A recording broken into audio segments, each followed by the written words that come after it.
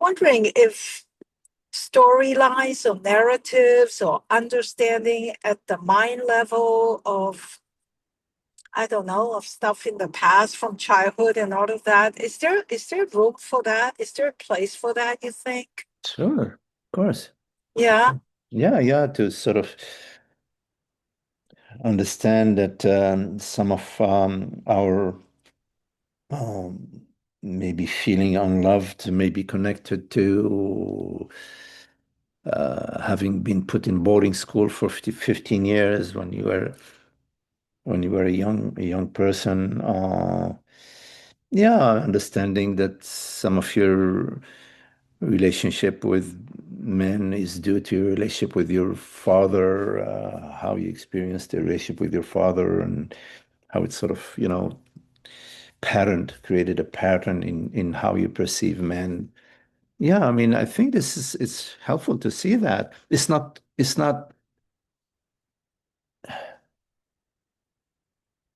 it,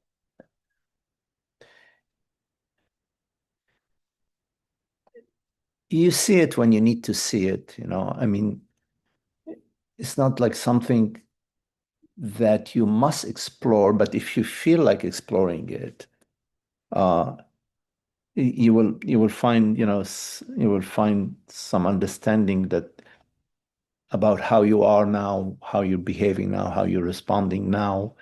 Uh,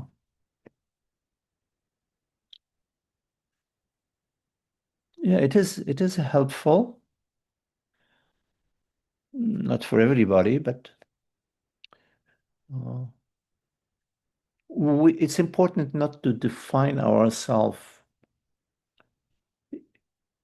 in any specific way. In other words, to be open to change. That, okay, fine. I fear men or fear women because of my relationship, with my father. Uh, I understand that. Can I can I meet? Can I explore, a new way of relating, acknowledging, within myself those fears, exploring uh, uh, trust. Of course, we remain intelligent. We're not going to trust anybody. We'll trust in a exploratory. I mean, not blindly. Uh, and I think the psychological work is supported by the spiritual work. The spiritual work is the understanding about our true self, about awareness, being, presence, the formless, our not our emptiness, but full emptiness in our so that the spiritual work uh, affects our fears. It has an impact on our history, on our story, not completely, but in a pretty significant way. Uh, because most of our fears are centered around identification. And the spiritual awakening or the spiritual understanding gives us glimpses in our reality, which is not an identity, our truth, our divinity, which is not a personal identity. So there is in the spiritual awakening, which is a process. It's not like boom, one glimpse uh, is all of it. Uh, but in our spiritual awakening, there is uh, a shift uh, from the personal to the impersonal, from the identity to lesser identity, or in some cases, almost no identity. Uh, but there is still the psychological process, the emotive process. The nervous system is still sort of has been conditioned, to act in certain ways or react in certain ways.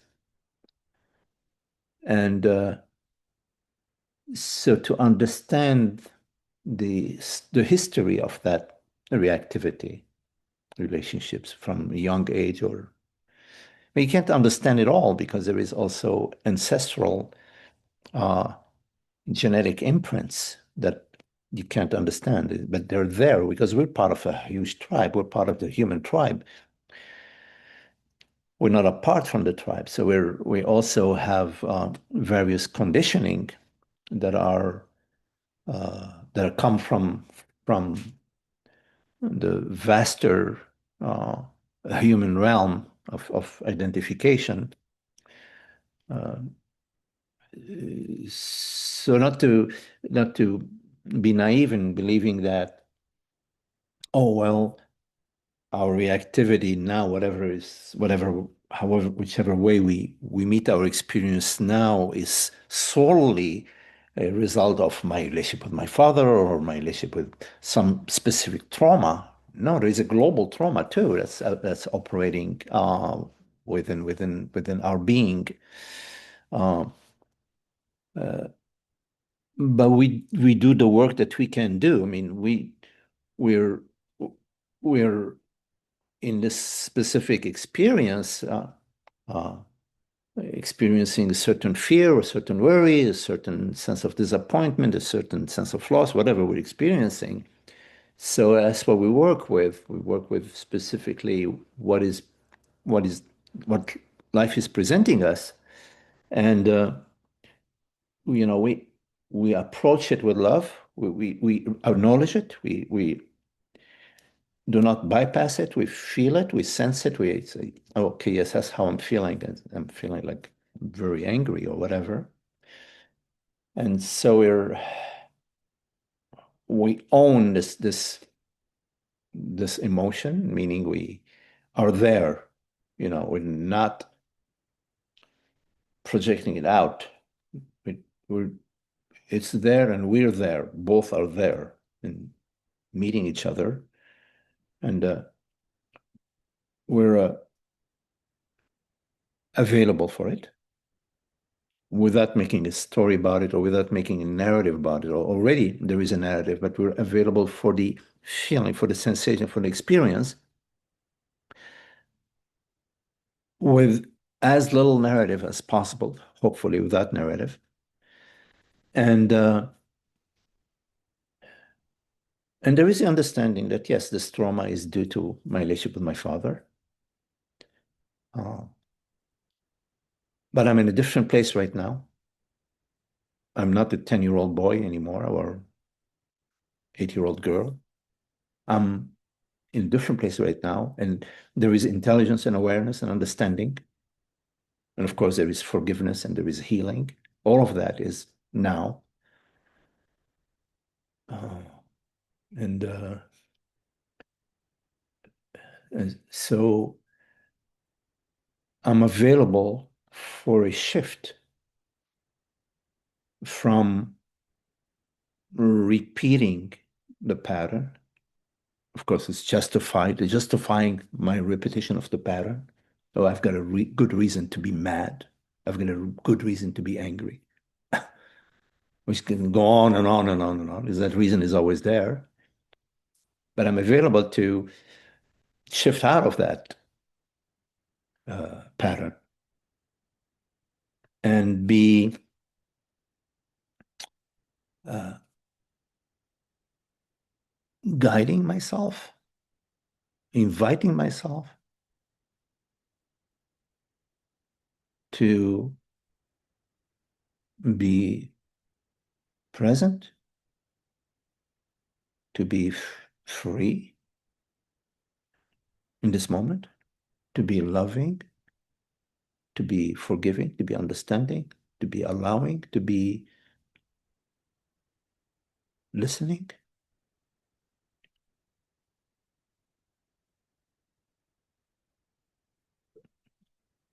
To be present.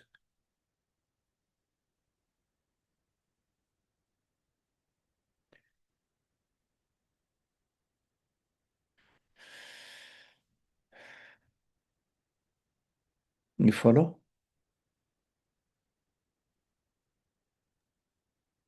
Yes, Magdi. It sometimes it just feels like,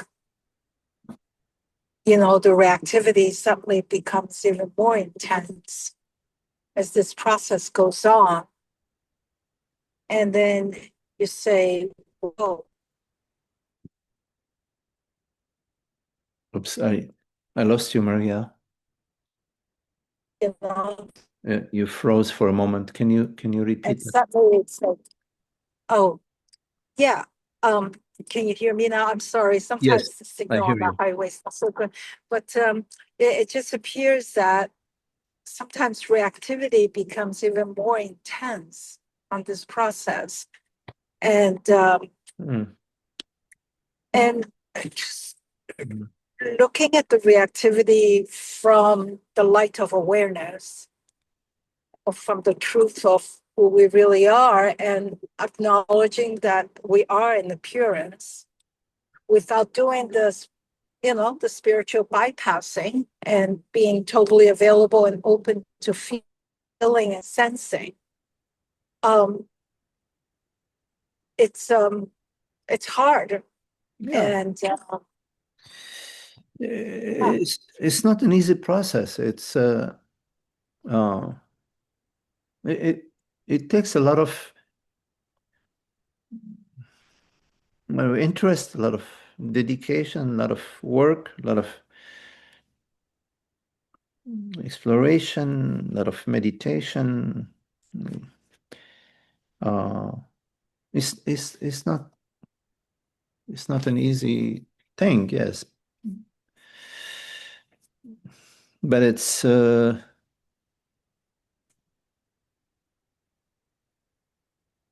essential. yes, yes. And I just recognize that maybe in the past there have been a lot of spiritual bypassing, uh, by kind of justifying there's really nobody here to feel this. It's just, Mm, kind of brushing it off, using the teaching as a way kind of not to feel. There's nobody here to feel anything. But the fact is, the yeah, contractions are there, the feelings are there, sure, And sure. once I recognize this, that I have been doing some spiritual bypassing, now it's coming full bloom. Mhm. It's like, oh my Yeah, gosh, did I open up a floodgate? It's like, wow, lots of opportunities every single, I don't know, every single hour or sometimes every single minute. yeah, Now there's, yeah, yeah. But it's a very, very nice thing to see yeah, that the bypassing is just it's not really meeting meeting your experience, how you're feeling, and it doesn't really heal anything. It's just it just keeps you. It's like you know being an alcoholic. Whenever something is difficult with you, you just you drink the bypassing Kool-Aid. Uh, no, don't. I mean, now that you're sort of more available to your feelings, to what's happening in your being, in your body, in your mind, and you're meeting your experience more directly. Don't make a story out of it. Just be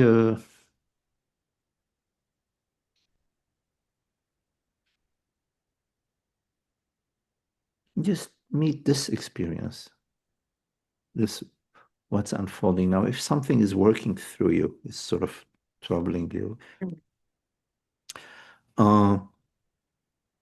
Uh, uh, Allow yourself to feel it, feel it. Uh, Without knowing me, with that story, just to feel in your body this what's happening. It's a good entry point. It's a good place to sort of start to meet your experience and be available to see the story that you're maintaining. What projection? What conditions are you placing on the other? What is it that you're needing, you're wanting from the world, from others, from yourself? Because all of that is old stuff that's operating like I want you to be in a certain way, and you're not being in that way. Yeah, it's all an inner work. It's all my own. I'm trapping myself. I'm setting up a trap. I'm wanting you, Maria, to be in a certain way, but you are who you are. I don't even know what's going on for you. But in my head, I have a scenario called, Maria, and expectations of how, in my head, I want Maria to be and how I'm perceiving her to be. Has nothing to do with what you are or who you are. It's just all a mental process, and a feeling process. And like, oh, I don't see you, which in my head, it's all in my head. I don't see you fitting within my scenario of how I want you, and so I'm gonna feel I'm mad at you, but I'm mad at myself and my version of you. It's it's so freaky. It's like tripping in my own head, in my body. Um, to be available to see that how much we're projecting and how much we're wanting things to be in a certain way. It's all in our inner mind process. Because the world is what it is, and the universe is what it is, and others are what they are, and it's nothing to do with my tripping. To see that and say, oh, wait a minute, why am I inflicting this pain onto myself? And then projecting it onto my partner, projecting it onto others, projecting it onto my family, projecting it onto my neighbors. I'm really mad at you. Why are you mad at me? Oh, you did this and that and that. And it's all my story. And now the other is feeling defensive, is trying to justify themselves, is trying to explain some things to me, and I'm not hearing them. I'm just hearing that they're not listening to me, and they're not fitting within my narrative, and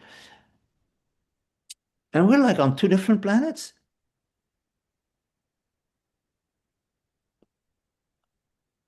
I'm in my own trippy planet, my own inner story. And now they're feeling afraid and defensive on what the heck did they do? And now they're going to create their own planet about you and themselves. And but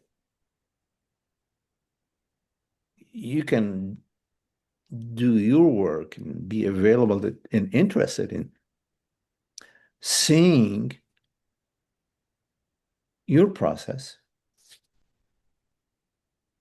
owning it, feeling it, being interested in healing it, being interested in